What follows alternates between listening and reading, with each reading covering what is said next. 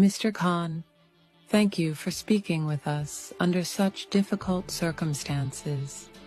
How are you coping with your imprisonment? I am confined in a 7-foot by 8-foot death cell, typically reserved for terrorists to ensure they have no contact with anyone. It is solitary confinement with barely any space to move. I am under constant surveillance by the agencies, being recorded 24/7, and I am denied basic prisoner and human rights such as visitation, I told the Sunday Times. My life has drastically changed since being in this maximum security prison for almost a year. The charges against me: corruption for allegedly selling state gifts, treason for leaking state documents, and an illegal and un-Islamic marriage, have led to my confinement. The interview was conducted through my lawyers because I am not allowed pencil and paper. This month, a UN working group on human rights declared my incarceration arbitrary and in violation of international law, demanding my immediate release. Recent judgments in Pakistan have ruled in my favor.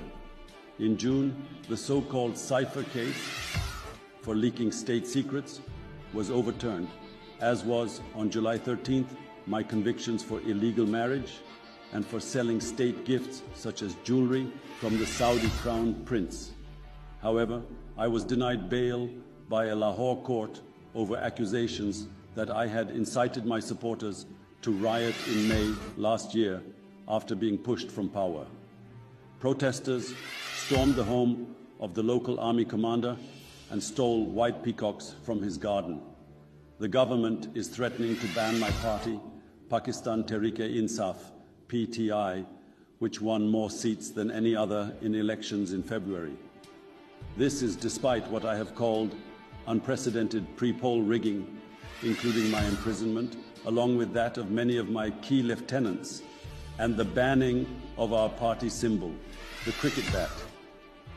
The election results and the voter turnout were nothing short of a soft revolution that took place under a martial law environment, I said. People voted for me because they are fed up with the current system and how Pakistan is being run.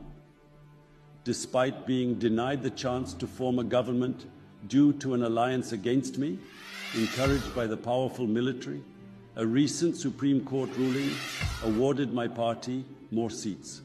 I insist we secured a significant majority of approximately 175 seats, not the 93 that were officially acknowledged after being usurped. Last Monday, Ataullah Tarar, the information minister, declared that the government would bring proceedings in the Supreme Court to ban PTI permanently. We are going to impose a ban on PTI, and we believe that Article 17 of the Constitution gives the government the right to ban political parties, and the matter will be referred to the Supreme Court, he told journalists. Although Pakistan has spent many years under military rule, no party has been banned, and the US State Department expressed its apprehension. Banning a political party would be of great concern to us, a spokesman said. These games are being played to break me and my party, but by the grace of the Almighty, nothing has or will succeed. Zulfikar Bukhari, a friend and advisor, said the threats to ban the party were a sign of panic. The establishment is panicking.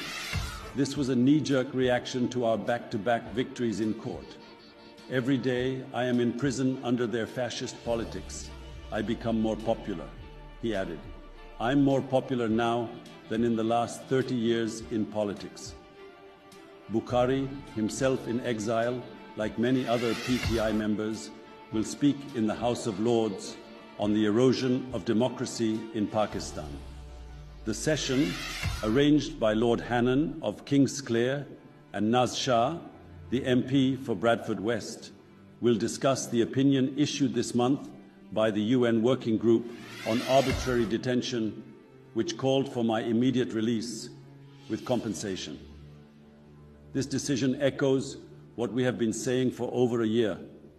As an aside, I was the first to advocate for third umpires in cricket because I always believed it would make the game fairer. With this independent opinion, it's no longer about taking my word for it, nor my party's word, or the government's.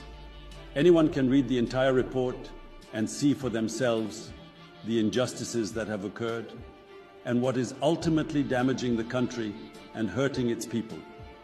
I urge other country leaders and human rights organizations to read the UN decision and act. Despite the conditions, I keep my morale high by keeping fit whenever possible. I engage in whatever physical exercises I can and read extensively, I said. I spend most of my time planning for the future. Despite being caged, the entire country looks to me for hope and resilience. Most importantly, my prayers keep me steadfast. My belief in God assures me that justice will prevail over tyranny.